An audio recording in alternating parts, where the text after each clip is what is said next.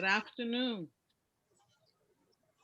L'Ouverture Cultural Society and I welcome each and all of you to this fantastic topic that I'm sure everyone will enjoy.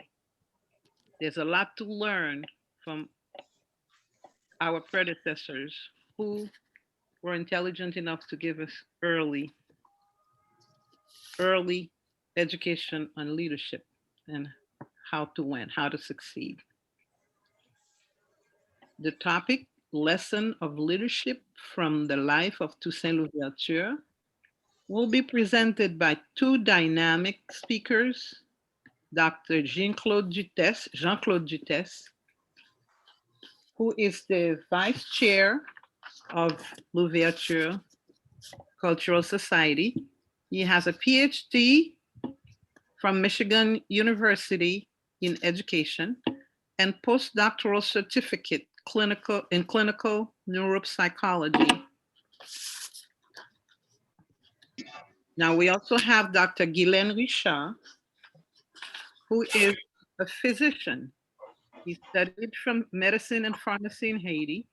She also has a master's from George Washington University and a master's in education from Johns Hopkins University.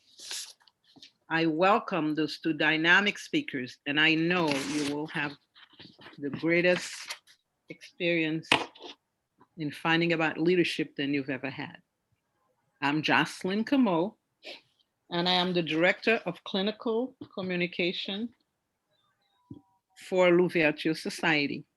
And again, I welcome Jean-Claude and Guylaine. And let's all welcome them.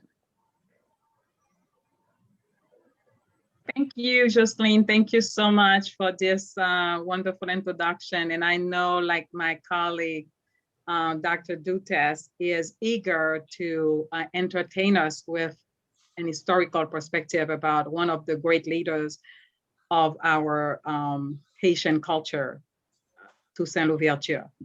Dr. Dutesse, do you want to start and give us that spiel on how we're talking about like leadership of Toussaint, please? Thank you very much, Jocelyn and Guylaine, for the introduction.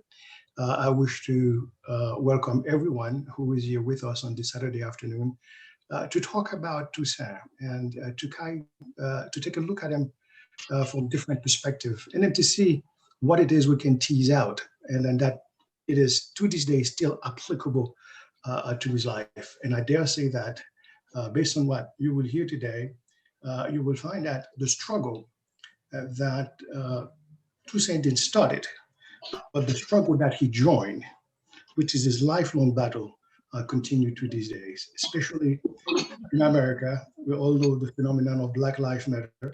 We all know the history of respiration in this country and in other Western countries. The struggle for dignity, the struggle for equality, the struggle to be counted continues. And what we can learn from Toussaint's life is what can we do? What it is that, is there an attitude? Are there specific skills, specific things that we can use to apply in our life today? The idea of this presentation was to make it informative, to some extent entertaining, but definitely,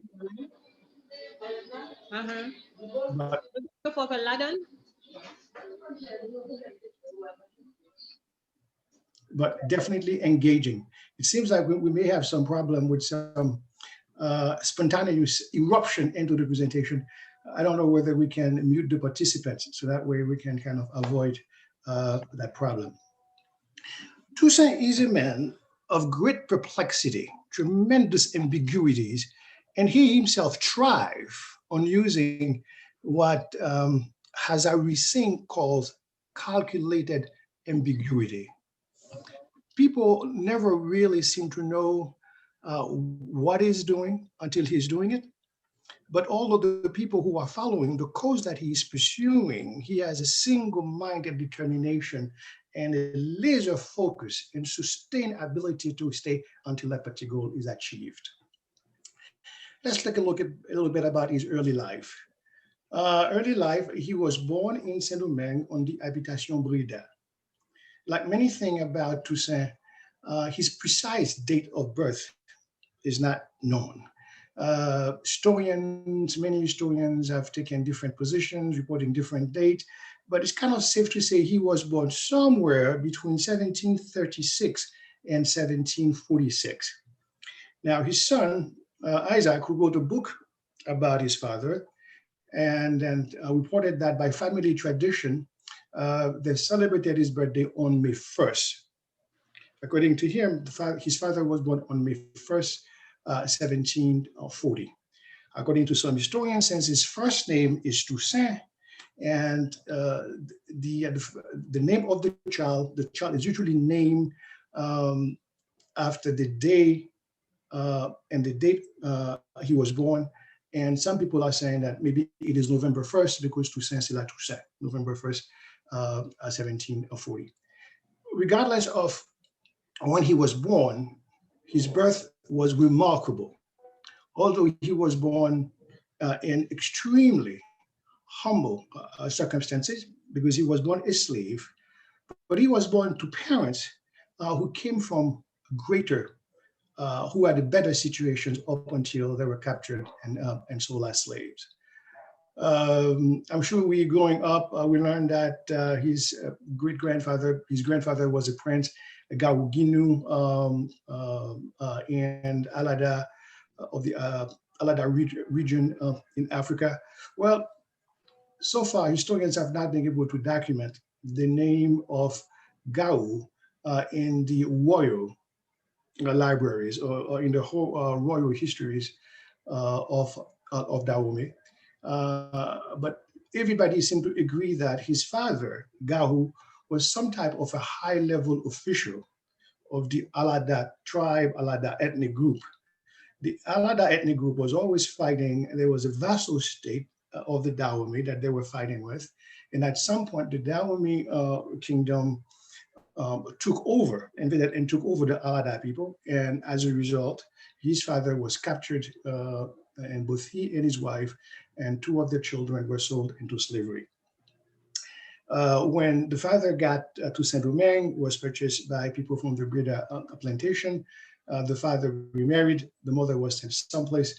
And when the mother found out that the father had remarried, she, according to family tradition, she died of a heartache and heartbroken. Two siblings of Toussaint were sold to a colon Chancy, I believe, in Kai, who later married her, and then they later had children, whom I may talk about later on there. Family was extremely important to Toussaint, and then throughout his life, he is in a position of being the patriarch of his family, and he would extend that pretty much to the entire cause or to the entire population of Saint-Domingue to some extent. In terms of his education, again, we know that Toussaint could read much better than what we learn dans La Petite Histoire d'Haïti. According to what I remember, supposedly he was taught to read by his godfather, Pierre Baptiste, at the age of 40. Now, based on Toussaint's writing ability and the volume of his correspondence, the quality of his thinking, the conciseness of his expressions, okay, suggests that this is a guy who was exposed to written words and that who had read, at the very least, he read L'Abbé Raynal, he probably read Rousseau and even Montesquieu. So Toussaint had a culture that we will associate, that you acquire from exposure to formal schooling. According to some people, some historians, there are indications that he may have been trained as a priest by the Jesuits.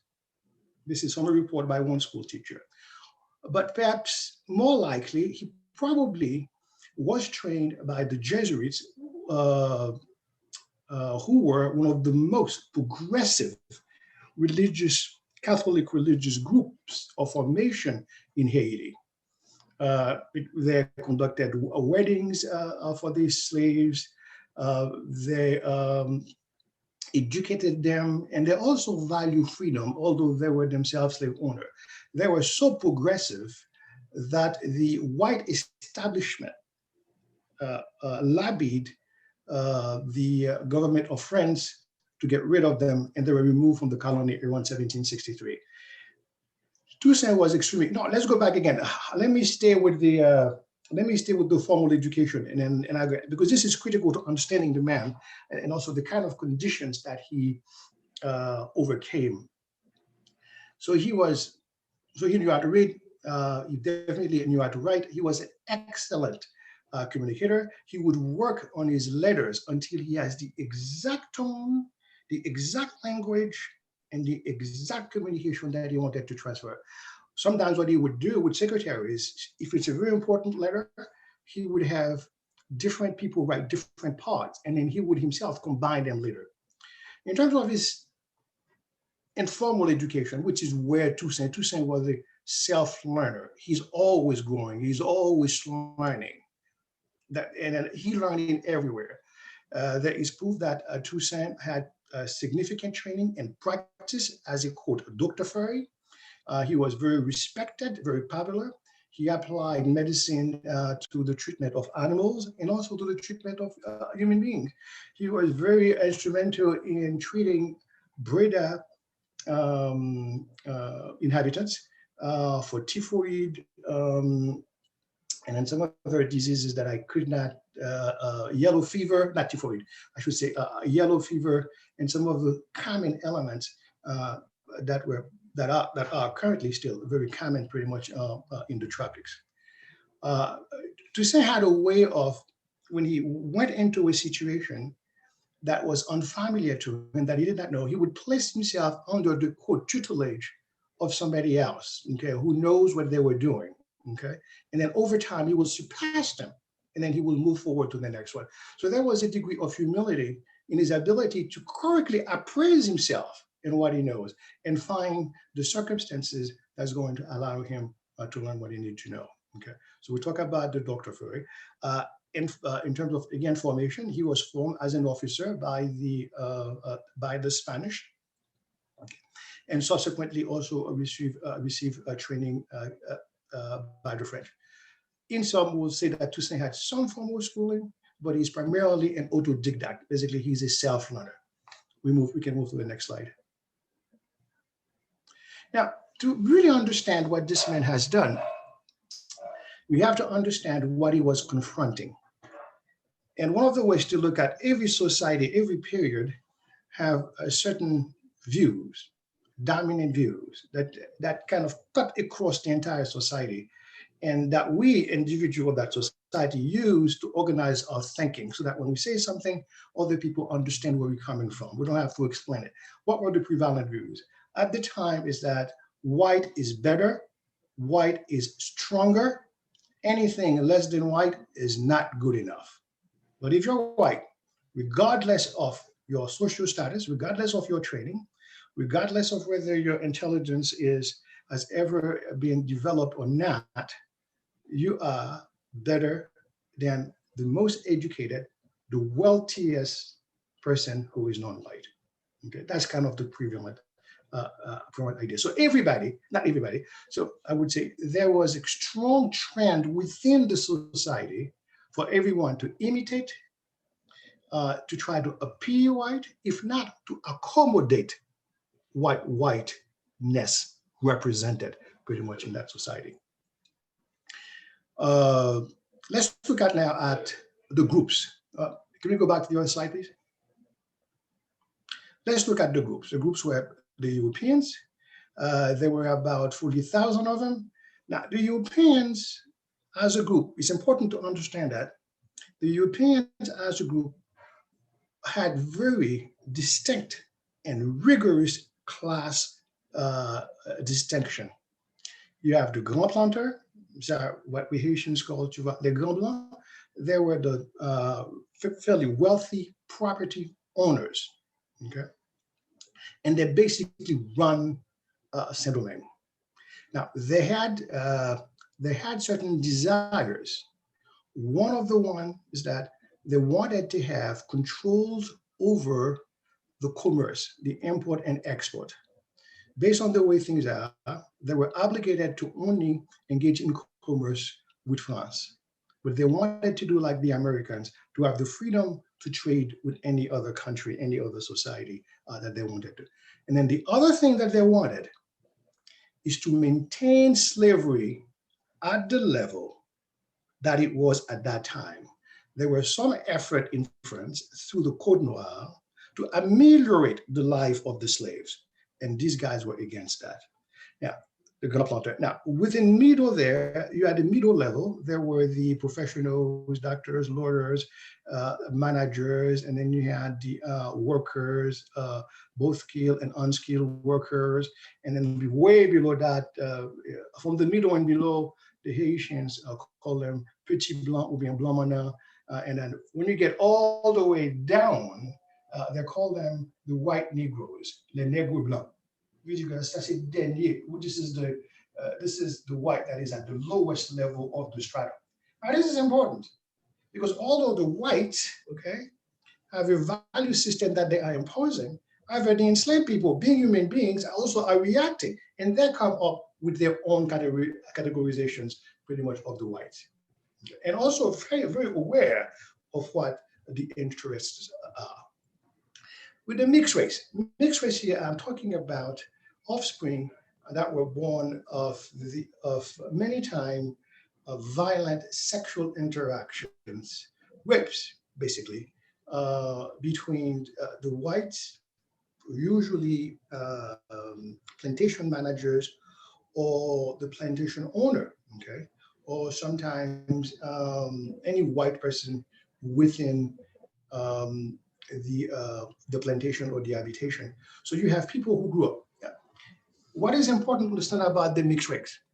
A portion of them, a small portion of them was extremely wealthy because there were plantation owners and there were also slave owners.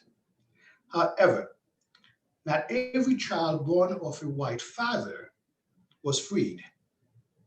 It was very expensive to free a slave. The state of slavery was maligno. It went to the mother. If your mother was a slave, automatically you were a slave, okay? So since all of those children were born of women who were enslaved, right? So the father had to pay, or somebody had to pay, or sometimes, many times, many mothers also were very hard to try to free or to buy the freedom of their children, okay? So my point here is that you had property owners were of mixed race. You also had a large number of property owners, many, the majority, okay, who were slaves. They were slaves. They did not own anything.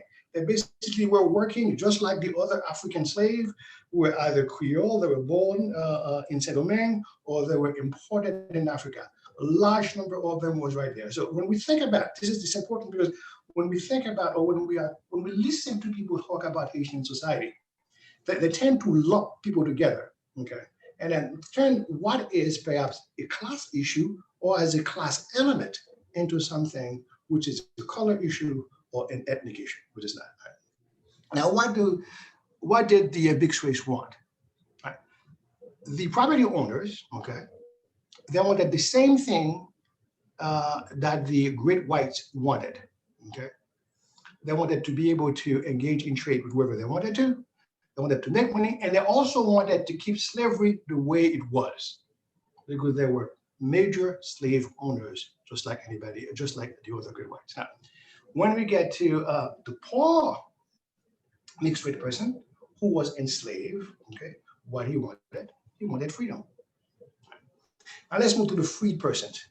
Now, freed person here, I am going to focus primarily on the very small number of Black or Africans who were able to either purchase their freedom, who were given their freedom, or who became free because they did some service or work in the army and something, okay? There were a very small number. Au Cap and down the west, just before the revolution, there were only 750 of them, okay? Now, within that group too, you had a class system within that group. The person who just came out of slavery was at the lowest level, okay, trying to make it as a free person. And within that freed person, you also had Blacks who had properties, who owned other Black enslaved, whether they were mixed race or not, basically who owned people. So their interests also different, okay? Depending on, so interests seem to shift depending on whether you own slave or not, whether you had a big plantation or not, and how large it was, okay? And what was the economy? The economy was driven by the work of the slave, and it involves, it's an export economy, so they were exporting sugarcane, they were exporting coffee, indigo, and then other precious types of wood. Sugar at that time was in the same position that oil is today. That was pretty much the powdered oil of the 17th, 18th century. That's what the economy. Right. Next slide.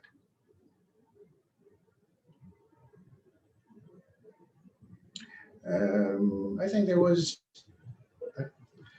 well, I'm going to cover this thing. So, I mean, what I wanted to do is to kind of look at pretty much how Toussaint in some way build this personality to become an exceptional human being.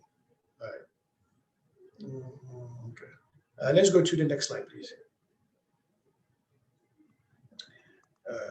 A slide that's slightly out of order. This is kind of my fault. There was a, okay, that makes more sense. No, I'm sorry. Let's go to the slide that was before that. Okay. Let's talk a little bit about human beings. And then this is Abraham Maslow, and then this is his theory looking at how we are able to get our needs met, okay, in any given, well, how we are able to get our needs met. Now, there's been some issues that it may not apply the way he wrote it to all societies, but I think it is highly applicable because these phases are not rigid. So at the very bottom of the pyramid, you have what it is that we need. What are the great motivators, okay? So we definitely need food, we need water, we need warmth, and then we need rest. Okay. Some people, which is not here, some people will add as a physiological need, also the need to procreate. Okay. So these are kind of basic needs. Now, when you are a slave, you do not control the environment. You do not control the contingencies. So you pretty much, you are in a state of pervasive insecurity because these things are controlled by other people. You are at the mercy of other people. Okay. So as you move into the next level, and then safety needs. We all have a need to stay safe. You know, that's why we build houses, protect ourselves from the sun, pretty much from the rain, from lion, from criminals. So safety is another way of ensuring your survival. If you can stay alive, if you can eat, okay, the next thing for you to stay alive is to feel safe, is to be safe, is to control your safety. Again, the slave was at the mercy of the masters. He or she could not control their safety. However, being human beings, they are going to develop a whole array, okay, of tactics, of ways of protecting themselves, including resisting and fighting slavery. We all have a need to belong. That starts with the family. And then the family is part of a larger group. It might be an ethnic group, which might be a part of a larger group, which is a nation or a country. Okay, belonging to a group reinforces our safety. Okay, it allows us to earn or to get a sense of values. Okay, what to do and then what not to do. This is how culture get transmitted. This is how we really become a human being. We belong somewhere, and other people acknowledge that. They kind of reinforce and help maintain a sense of human dignity. According to Maslow, once you get that now, you start to get into other needs that are a little bit more abstract, but as powerful. The need for self-esteem, okay? the need for you to feel like you are worth something. And within slave society, although they are deprived, okay, other people are making them feel worthless. But human beings will find ways of making ourselves feel worthy. And one of the ways that the slave will do that, they will get into groups. They have their own religions. Okay, they dance a lot. They recreate their own world. So when they get into their own little group, okay, then they are able to get the self-esteem they need that's going to keep them going and also keep them resisting and keep them moving forward. And the last phase, and Toussaint, in my opinion, is the most self-actualized person. Or historical, well, that's not true. No, let me take that back. I don't want to make outlandish statement. Anyway, he was a highly self-actualized man. If you look at where he came from and what he achieved, what many Americans will say, they will say he's an overachiever. I don't like the term overachiever. I'm using it just to convey to you the magnitude pretty much of his achievement. But what Toussaint has done is what human beings are capable of doing when they are able to control the contingencies, the conditions around them, or when they are able to affirm the innate human dignity and use the innate human capacity and set goals that are going to be able to do to potentiate all of their potentials. No, to concretize all of their potentials. Right. Next slide, please. Now let's take a look at what was going on in around the late 1700 into early 1800, primarily to me. Now, who are the major powers? Spain, okay, but Spain was somewhat of a declining power by the later part of the 18th century. France was a major power, financial powerhouse, and England was master of the seas, but England was in competition with France, was emerging, and then they clashed in the Caribbean. Okay, because England wanted to get as much of the sugar trade as possible, and France was keeping them away pretty much from getting it. And as France went through its own revolutionary upheavals, okay, then Spain will declare war on France. So those major powers are fighting within themselves in the Caribbean. I'm not going to go too much into that, but what is important to understand here is that Toussaint understood what that meant and how to use it. When you had the slave revolt of 1791, Toussaint was engaged in planning it, okay, although he was not there the night that it pretty much erupted.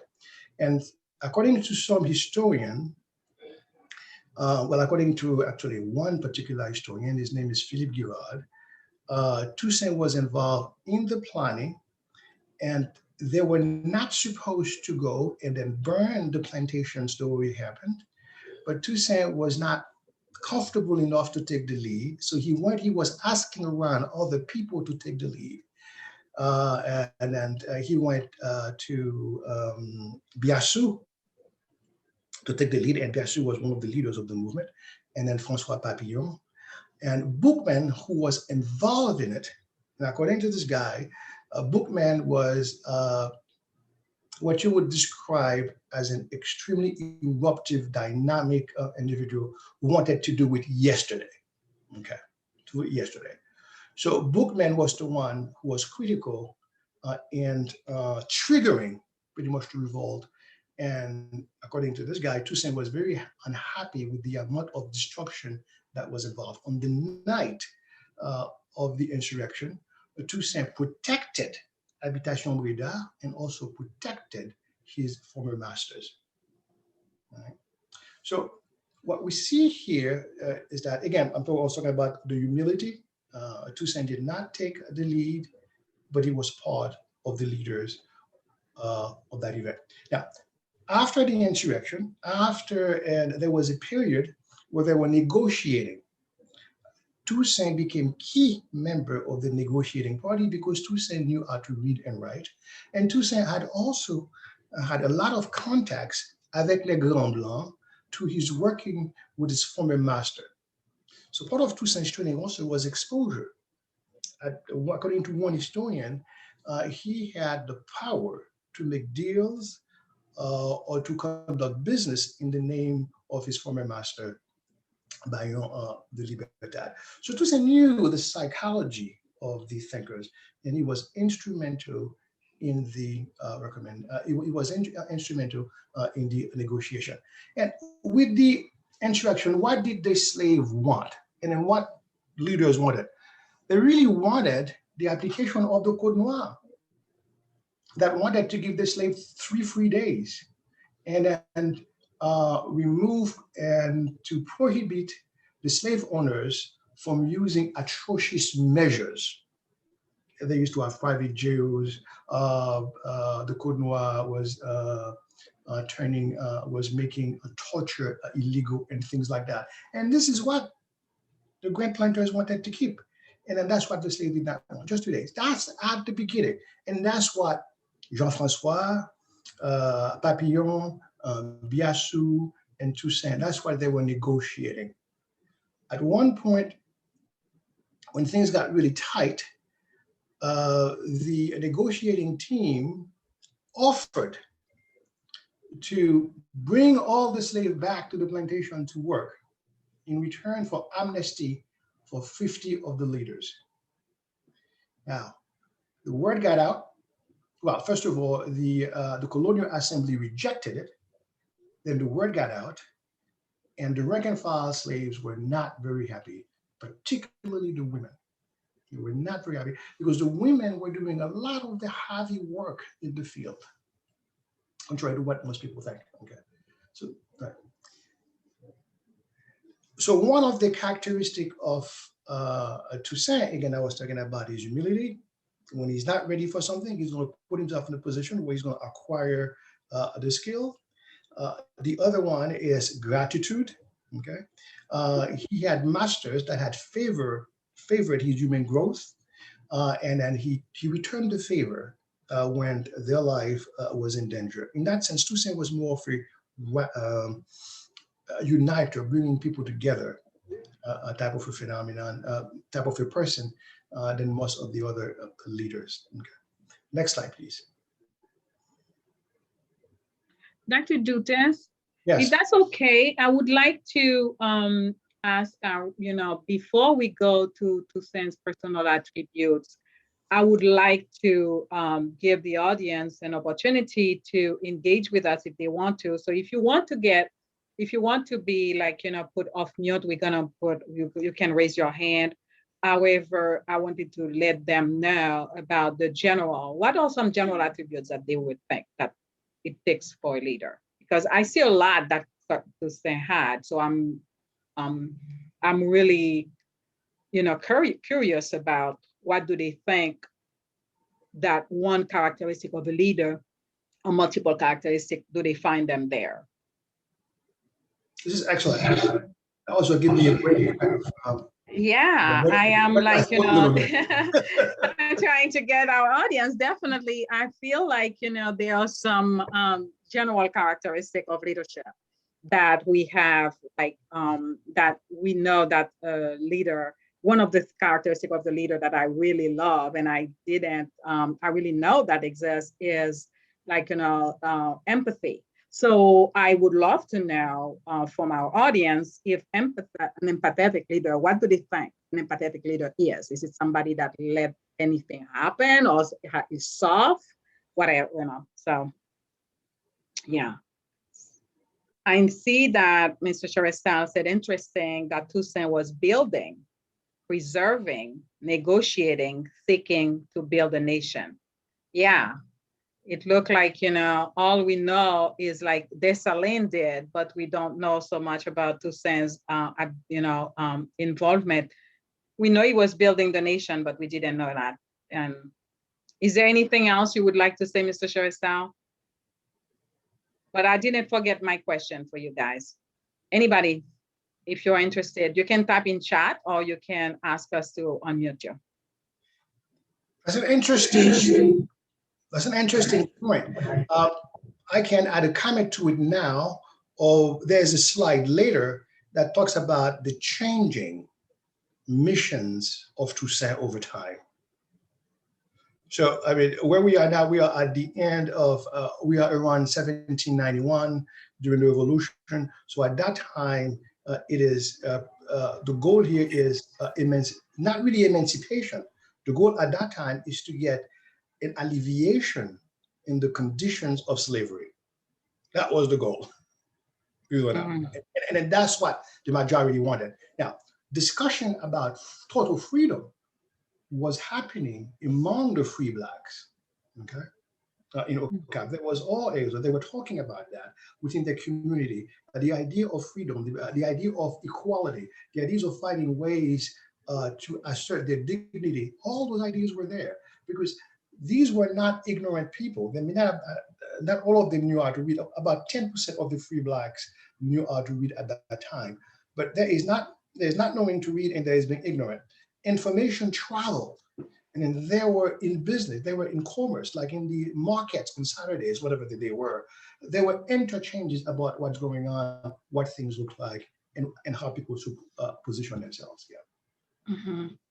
So Dr. Dutes, I see, like, we're going to get a chance to look at the personal attributes of Toussaint, so we can look at them. But I didn't lose my thinking about being empathetic. So I need you to give me a little more information about that later on after we look at this. Do you want to go ahead and take that? Oh yeah, I just want to know. I just want to know if he was like, if he had the heart. Oh, Toussaint was, remember, he's a patriarch, he's a family man. Toussaint has been known to purchase a slave, okay, in order for him to be able to free another slave in exchange. One of the things that remind me of, as I was reading it, that remind me of the diaspora. After people leave Haiti, they're extremely concerned about their families back home. Same thing happened with the slave. Once somebody moved from slavery to freedom, the biggest responsibility they face, the biggest psychological pressure that they were experiencing, based on what I've been reading, is to get their family member, to get their son, to get their daughter, to get their sister, to get their mother out of slavery. Mm-hmm. So their first income, the revenue they were generating, did not really go for their own consumption, but to save money to be able to buy their freedom. And the French government made it extremely expensive. To free somebody, you had to pay 1,000 livres français. It was very, very expensive. So expensive that people suspect that. One of the reasons why Toussaint's freedom papers were never really found, apparently they were never really filed, was because that he was given liberté de savane, freedom to come and go as he wanted, without the paper ever filed. Maybe they were filed much later. Okay. So, yeah, Toussaint was definitely extremely empathetic. What people confuse, Toussaint can be ruthless in pursuits of the goal, okay? And Toussaint also tend to value the collective. So many people think that he was mean, he was this, because he insisted that the former slave return to the plantations where they had worked, but not as slaves, but as workers. The idea was, I am free, I could do whatever I want, I don't have to work, I could get up at 10 a.m. in the morning. No. Freedom to him, okay, requires or involve responsibility. Because if the state cannot generate revenue, then the state cannot maintain the army that's going to guarantee the freedom. And then that's the big tax that Toussaint faced, how to communicate. And he moved to different, Toussaint had a lot of talks with small groups, because these 500 slaves now, they were not easy. You see Haiti now, they were not easy to deal with. They were not a docile group of people, okay? They asserted themselves. They pushed Toussaint. Toussaint went one time to talk to a group. They shot at him because they didn't like what he was saying. Usually he was able to persuade them using proverb, African proverb, getting something to connect with them. Okay, so go ahead. Yeah. I don't want to overspeak about one point, but okay. Yeah. Thank you, Dr. Dutes.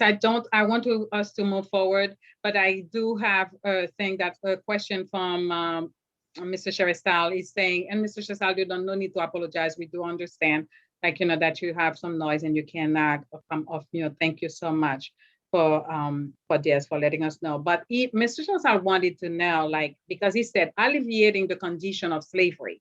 Some may have found Toussaint not ambitious or radical enough. So should freedom ever be compromised? That is bad.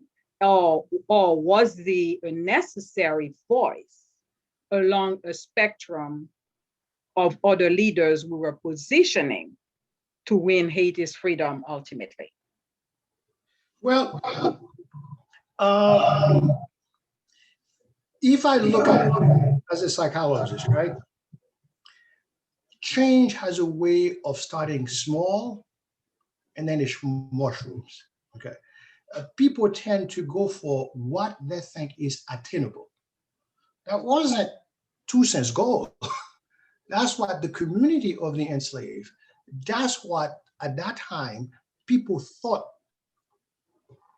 was possible. That's the key. Thought was possible. Now, has it happened? Okay, you taste freedom now, right? Okay. The same people who wanted the alleviation, they did not want to go back. Okay. And then the leaders quickly had to understand, now the goal has changed. We have a new mission now. Okay. The new mission becomes, we are free, we are not going to go back. How do we maintain that freedom?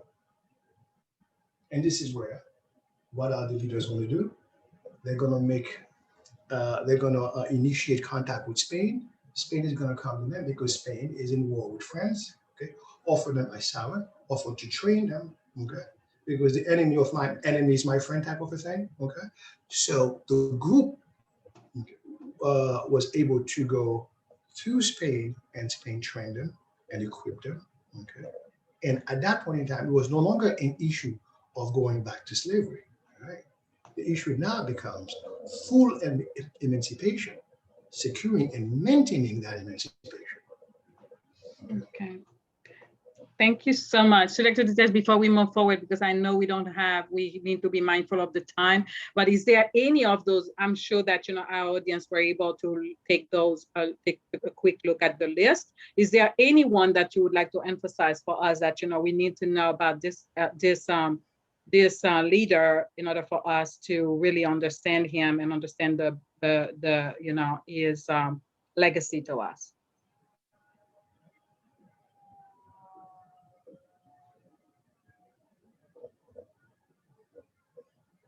Good. All right, I'm not going to go through every one of them because of time. I usually, what I was going to do is to kind of give a little example, anecdote of something that he's done. But we basically get the idea. Maybe we can do that next time. Maybe let's go for the next slide. Okay.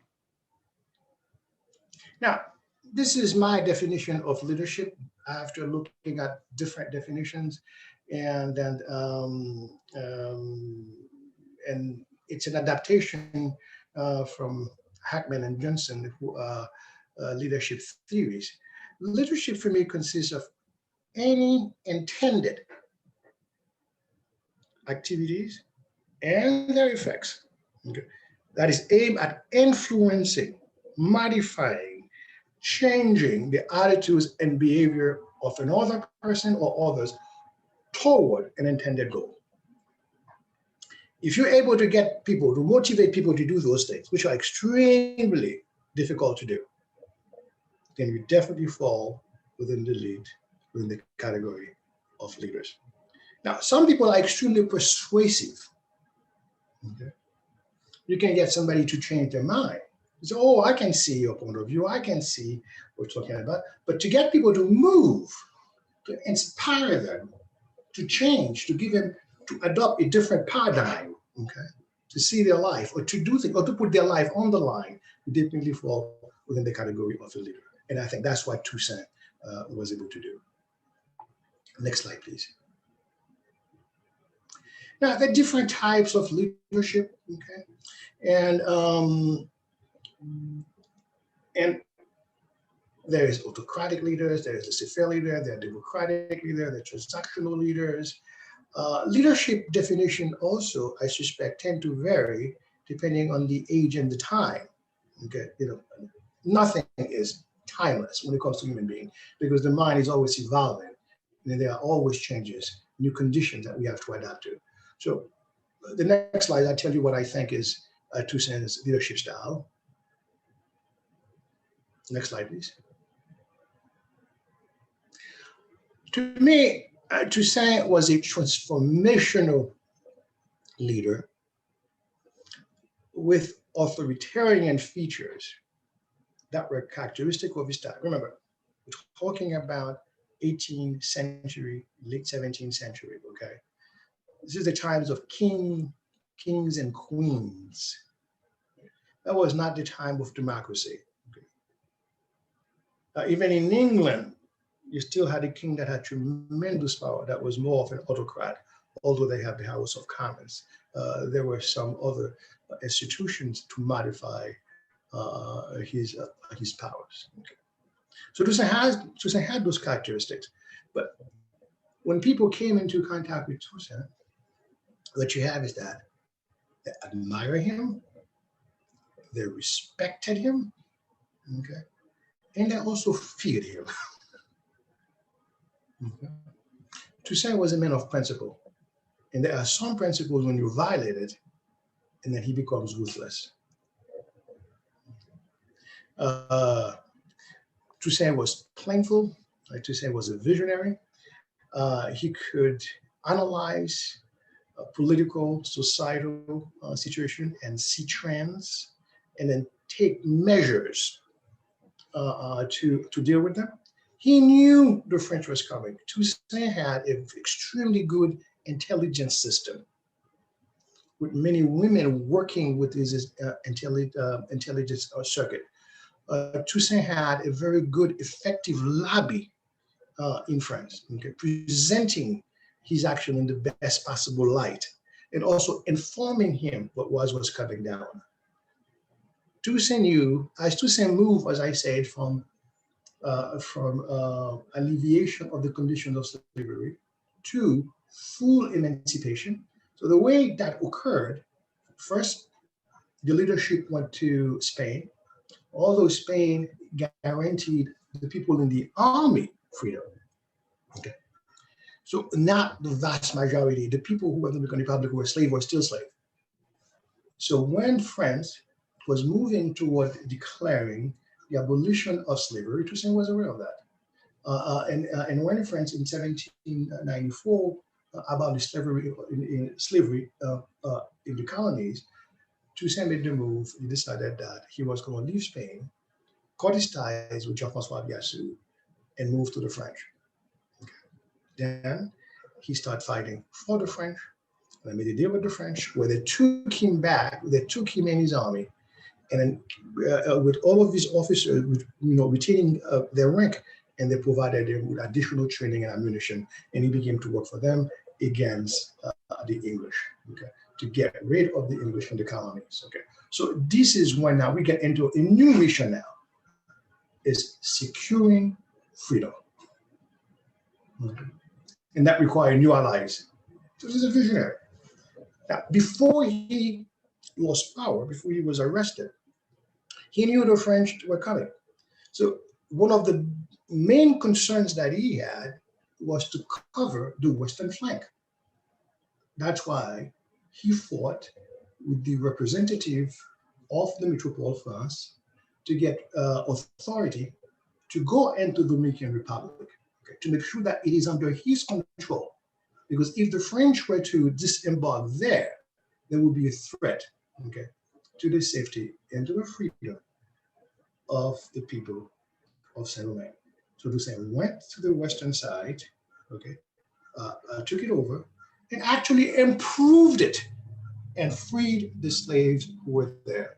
Toussaint built school in the western part and built tremendous infrastructure and roads and implemented tremendous administrative changes because he was a very skilled administrator in that part of the Ghana. Okay.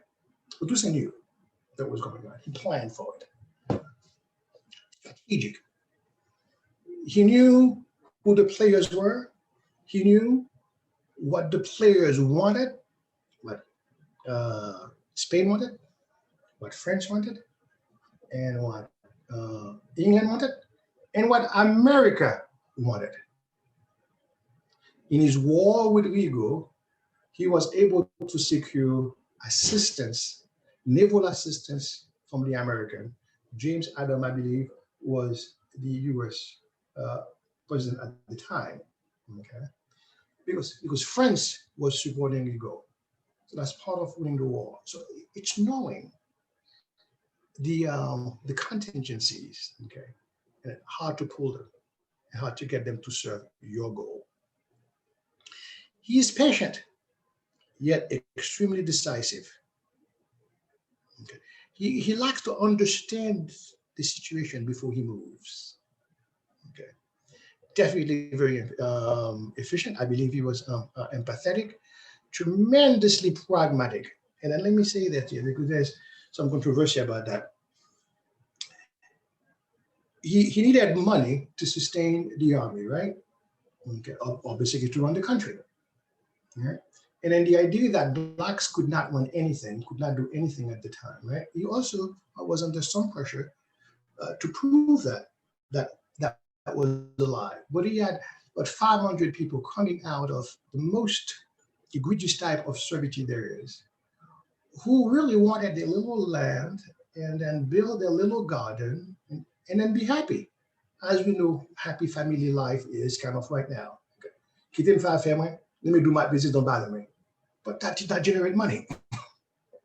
So what does he do? Okay. Well, with the war, there was the creation of a black bourgeoisie. Because the people in the army, especially the officer corps, they were able to rent and run the plantations that the French and the mixed race people left when they left Haiti, when they left Settlement during the insurrection. Okay. So you had that. So what he did is that he decided that, okay, these people are going to go back. He tried to persuade them, to cajole them, and then also force them to go back to the plantation. And then he militarized the society now, where you had military discipline was being applied on the plantations by the generals. Now, this led to abuse. It also led to a distinction in class in the society, okay? Where you have the people, the generals, colonels, and so on, they have those plantations, now the workers are working for them, and then although they pay them in terms of a portion of what they make, but there was clearly the individual liberties were sacrificed. People had to be there, they couldn't stay. So you begin to have not a classless society, you begin to have some, not some, tremendous inegalities being created at the time. But to me, that's a pragmatic thing. And other things that he did that he is criticized for is that he decided that to deal with the manpower shortage that there was to kind of get the economy going again, he was going to import slaves, buy slaves, bring them to settlement, not as slaves, but as indentured servants who would work on plantation for a certain number of years and then become free. That was part of his 1801 constitution. Okay. So to me, that's kind of the part. Now, how do you, he's been criticized for that, but that was there and then that happened. But I see it more as a pragmatic step because Toussaint's parents came from a country where there was slavery. The Dahomes, the Aladas, they had been dealing with slaves, they had been trading slaves for thousands of years with the, for at least 1,000 years with the Arabs. Okay. So his look at slavery is a practical take. In other words, I am going to do this, but it's not going to be for my personal profit now. It is for the collective. Why might they flexible? Oh, ruthless. Let me go with ruthless because there's something that I have to say here, which has to do ruthless. Now, with the application, with the forced return of the freed people to the plantations, there was a lot of dissension within his group. And then there was Joseph Flaville, a colonel, and then there was Moise's nephew.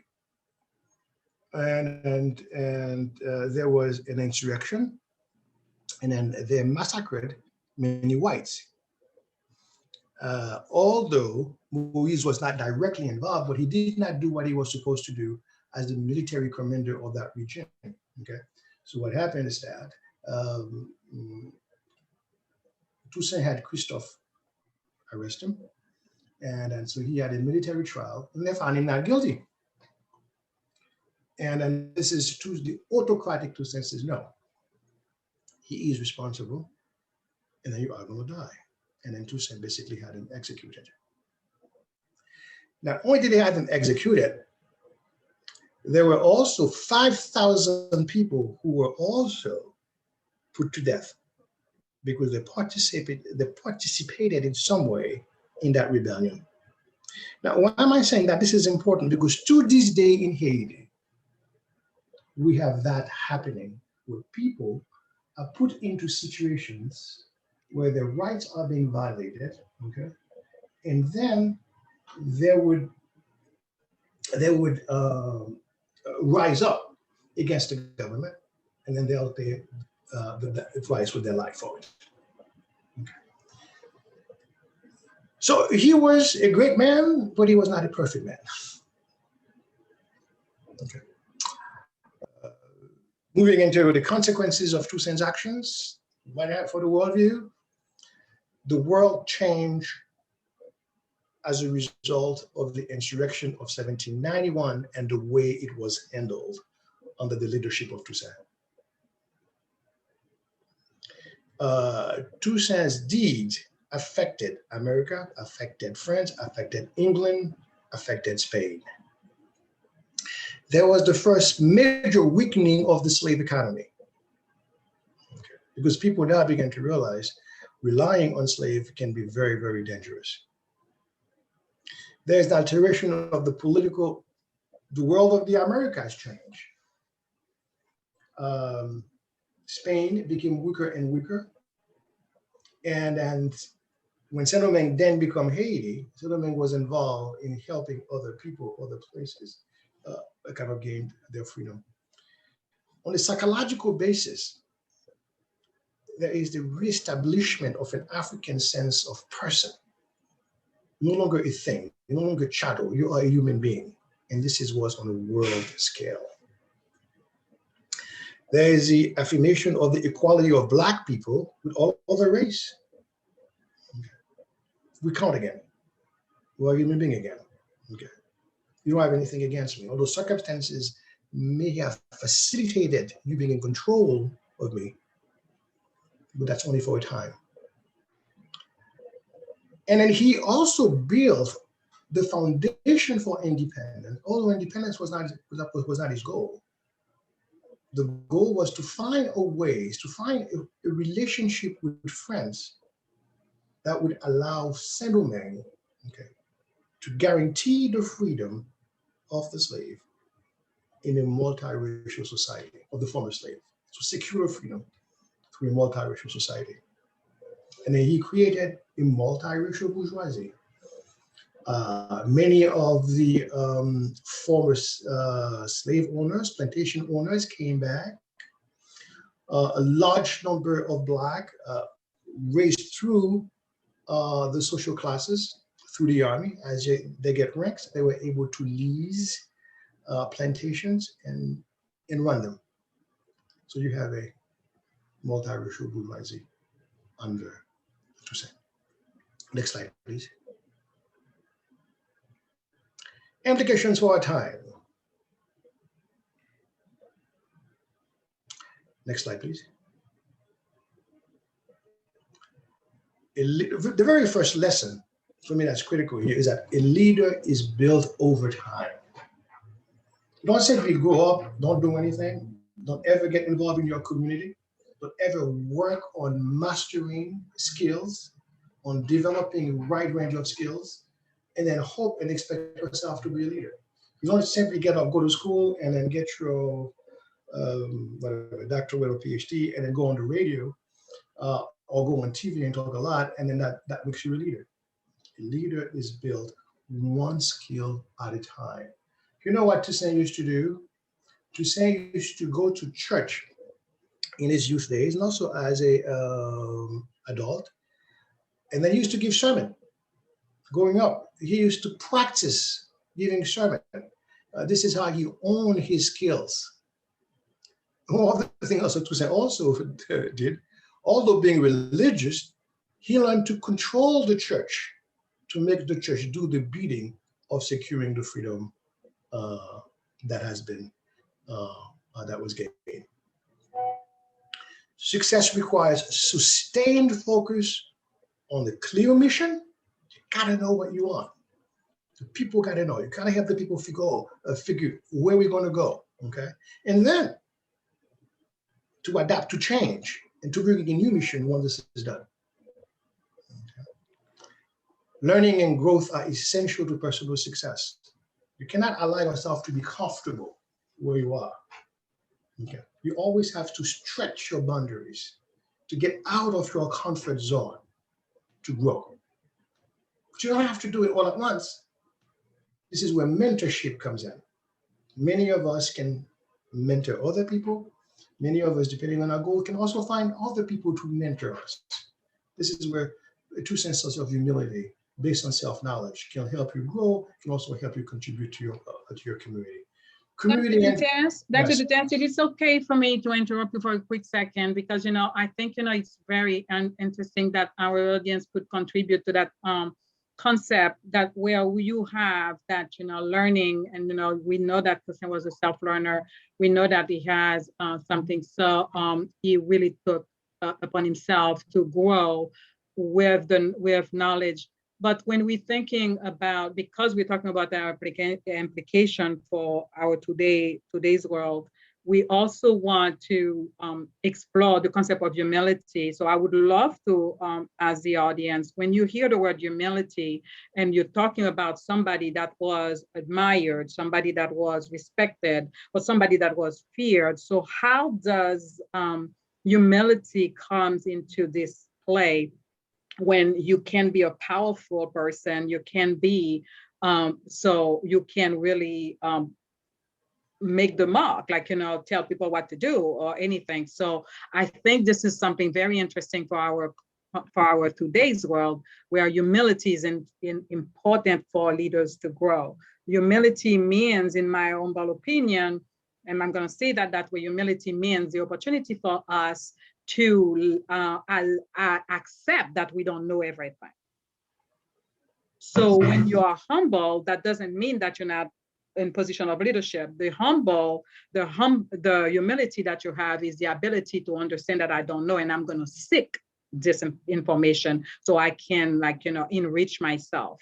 So I think, this is a very good lesson that we should be learning too in our own society, and mainly our Haitian society, that, when you don't know, it's okay to say, I don't know, and I'm going to seek the information, right? Go ahead. Any other comments? Anybody would like to add to what we're saying here, because it's very important for us to stress. I like the leaders is built over time. So we're not born leaders. We can become also leaders. So all those things are very important as we look at the implication for our own society, even our. That's correct. Okay. The other thing that's important for me is that Toussaint and Christophe, to some extent, Toussaint and Christophe both had a disability. but let me stay with Toussaint, is to understand race and group interests, but never lose sight of the individual. Mhm. That is critical. Once you lose sight of the individual, it's going to be very difficult for you to make alliances that's going to be productive. Mhm. Because everybody who's part of a group adheres to some extent to some of the values of that group, but not totally. It's a continuum. And there are some people that have the ability not to be socialized by the values, okay, that permeates their environment. Okay. Let me give you, some people, in spite of growing up in a society that is racist, are not racist. Mhm. Okay, although most of them are, okay, by virtue of learning. And some people are racist by circumstances because they haven't had experience to disconfirm what they've been hearing. Okay, Mhm. and some people are just going to be racist, and then they're going to embrace that ideology. Okay, because that's what they know. Okay? And understanding the individual person, taking the time, the patience to watch what this person is. Because to be able to move forward in life, you have to make alliances. Now, Mhm. you have to keep in mind that alliances are not friendships. Mhm. Alliances are tactical, they're time limited. Okay. But if you know where this person is, basically what I'm saying is that sometimes in a society like America, it's very easy for you to fall back on stereotypes that all white people are racist, just like everyone says, all black people are criminals, all black people are violent, okay? And then not see the individual persons. But be patient, learning to see through the behaviors and the attitudes and so on of people. And then you can make alliances that will facilitate your growth, that will help you move in your profession, that will help you move in your company. The idea here is don't be afraid to go beyond your comfort zone to learn to know people, okay? So you can find the alliances you need to kind of move forward. And that's what Toussaint has done. He's done it with the Spanish, he's done it with the English, okay? And then he has done it with the French, okay? Right. Many people who say they will never work for a black person turn out to be one of the most the biggest admirers pretty much of Toussaint. So what Toussaint did, which is the other thing, is he grew up in an ascriptive society. That is where you're born determine the chances available to you or who you're supposed to be or expected to be. Toussaint said, no, I am going to be who I am. Okay. And he affirmed his individual identity. He affirmed it against certain black held values. We thought that he was too kind. Okay. And then he asserted that against all the criticism he got from the whites and the mixed races because he was black. And also born a slave. Patience. Always have a plan. The plan may not work. You don't have to have the exact plan at first, okay?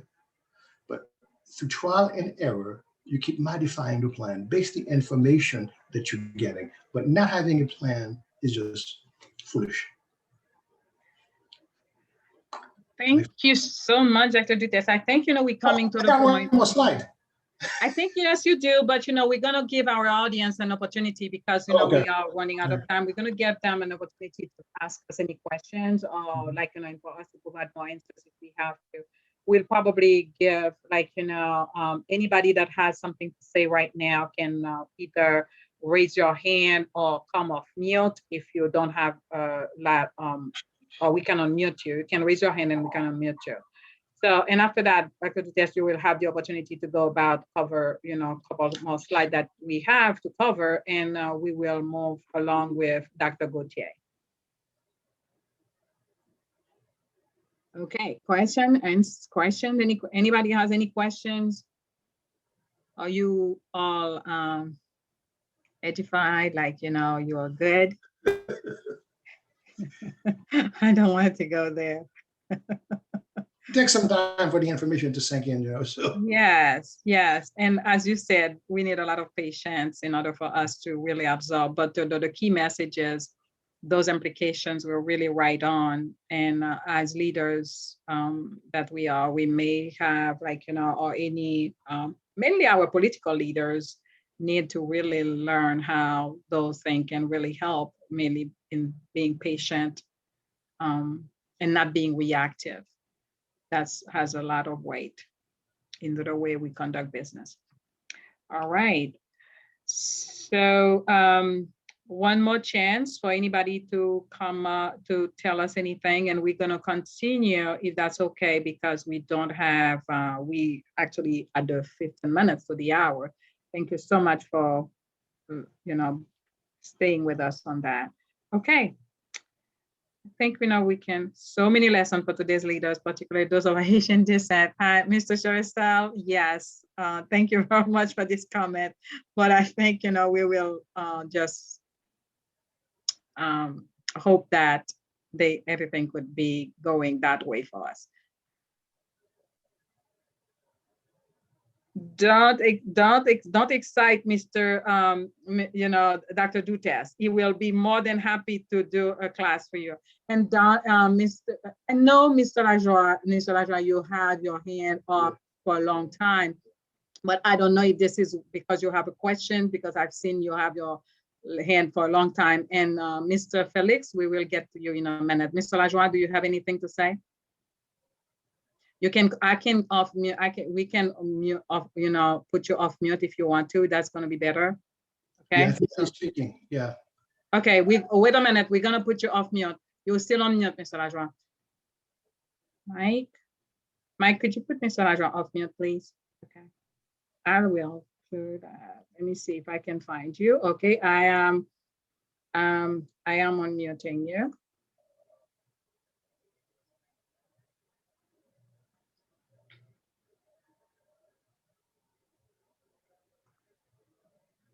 Okay. Okay, Mr. Lajoie, you're off mute now. You can talk.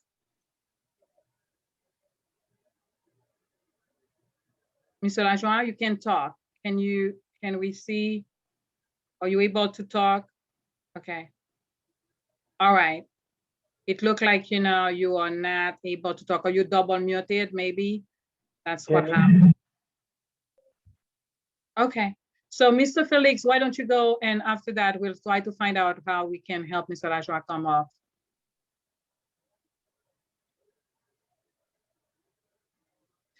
I think you double muted. Mike, could you unmute Mr. Felix? You did, but Mr. Felix is still muted. It looked like he muted yourself. Mr. Felix, try to unmute yourself too on your end, because you may be double muted. Oh, yeah, okay. We have a little bit of technical difficulty here because, you know, I can't hear, nobody can hear you when you're unmuting yourself, and we did unmute you.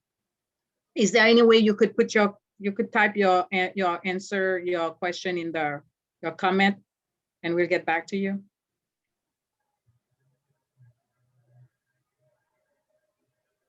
Okay. I think we know everybody is about. Okay.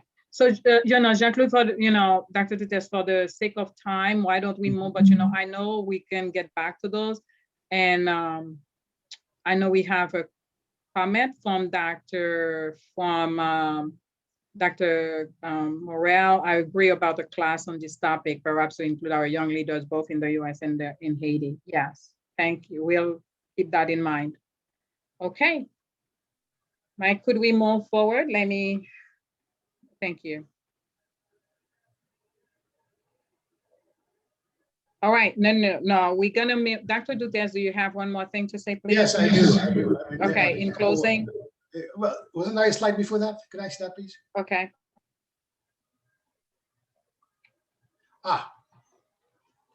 This is Toussaint's progressively.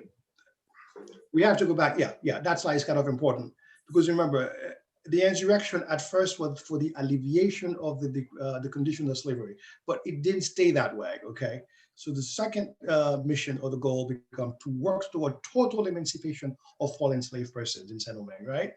And another mission, different phase of the struggle, different phase of Toussaint's life, is work towards securing the gains of freedom, okay? Battle against re-enslavement, all right? And then the last part is the overall goal is to build a multiracial society with full participation of all the racial and ethnic groups in Saint-Domingue. Okay. Thank you. Okay, next one. Let me see that in closing, because Yeah. this is the best book that you can buy on Toussaint L'Ouverture at this time. Okay, please. I mean, anyway, I don't have any conflict. I'm not getting any money from it. Okay, but it's extremely thorough, well documented. He delved into the psychology of the time, understand the contribution of the different ethnic, the Tainos, the Caribbean, the different African groups that came to Haiti, the French, different groups. Excellent book. So this is what he says pretty much in closing, and I think is extremely relevant today. The Louverturian struggle remains a vital source of intellectual inspiration and progressive renewal. Continues, it goes on. Especially in the current age of populism. And we Haitians know what we're dealing with right in Haiti now. And also in the US, and serves as a reminder that the global injustices of today, struggle's not over yet, within and across societies have deep historical roots.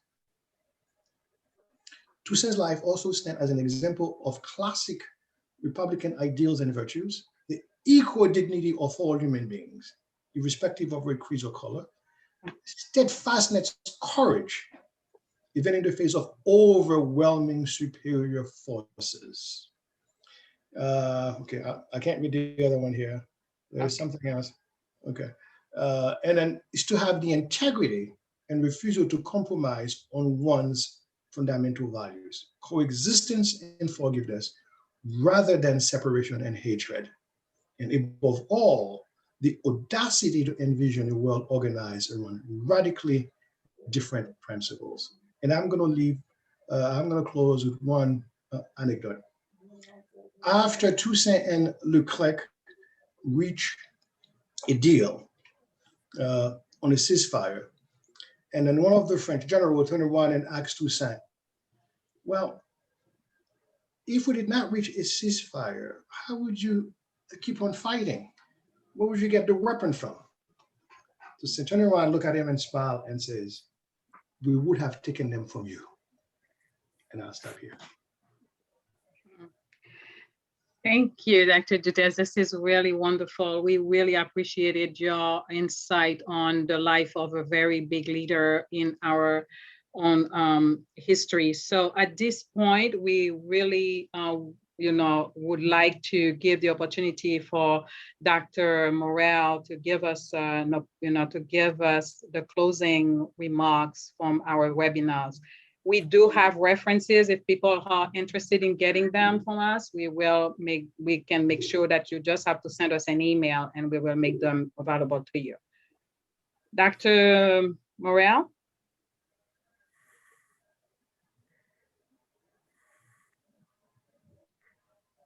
Are you able to come off mute, Dr. Morel?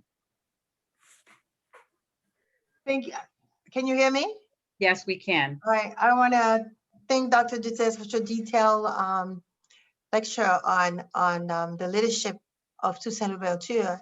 And not only that, he enumerated the attributes of Toussaint, but he also told us about what is needed for a leader in view of in a manner that we know that he's capable of as a psychologist. So I really appreciate that, and I think that as everybody's mentioned, that it is a topic that we need to let known further by our youth. Well, hi, my name is Marie Morel. I'm Director of Recruitment at the Toussaint L'Ouverture Society. And although we are not a very big group, and I figure that most of the people who are here are probably members, but I will just remind you today of our mission.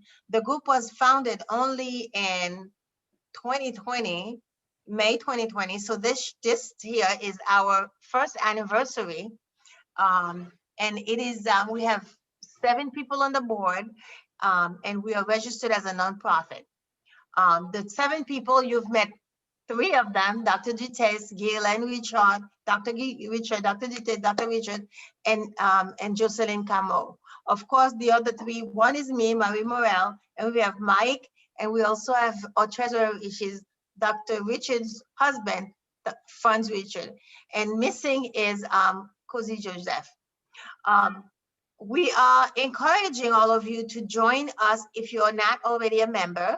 And the way to do that is to go to our website and but join us as a member. And if you're not ready now to become a member, you can also donate to us, because all of our presentations are funded by the board. Today, we were lucky enough to have Dr. Duterte with all this knowledge to do it. But if we didn't, we would have had to hire an expert. So your donations are appreciated. One thing about our group, we are very, very involved in the community, and we want to remind those of you, there's 11 participants and 6 of us are board member. So the 5 of you are here. Please do get vaccinated. And remember, COVID-19 is still with us in our midst, and even vaccinated people still get it. Although the CDC had just put out a communique that when you're vaccinated, there are certain things you can do outdoor with other vaccinated people. But remember, still wear your mask when you're indoor, wash your hands frequently, avoid big crowds, and get vaccinated, as I did. We also want to tell you that the vaccine is available almost everywhere from 16 years old and on, but they are and on. You don't have to be an adult, an elderly, or a healthcare worker. You can all of you can make an appointment to get vaccinated. But if you are homebound, and if you know anybody who's homebound who cannot go online and be vaccinated, they can call right here in Florida, or even in Palm Beach County, to schedule an appointment. Call 1-800-311-3510, and they will send somebody to your home to administer the vaccine to your homebound individual. What we want to tell you is that we have other webinars that are coming up. The next one will be on May 18, on May 18, which is Fête du Drapeau for us, Flag Day. And the webinar will be on the roles of women in Haiti's struggle for freedom of independence. And so we are inviting you. Very soon you will get an email with information on how to register for this webinar. In our website, we have other things planned, so you can take a look to see the upcoming events and save the date for our other webinar. And we are trying to promote the vision of our society to keep us abreast of the culture and give us the knowledge of what was going on. Look at that. Me, all I knew about Toussaint L'Ouverture is whatever I learned, a little Histoire d'Haïti. And now I know that what a great leader he was, and the impact he had on the new world and also abroad. So on this note, it is about 3:30. We are closing. We hope to see you next time. Thank you for joining us. Thank you, everybody, for coming and for taking the time to listen to me. Thank you.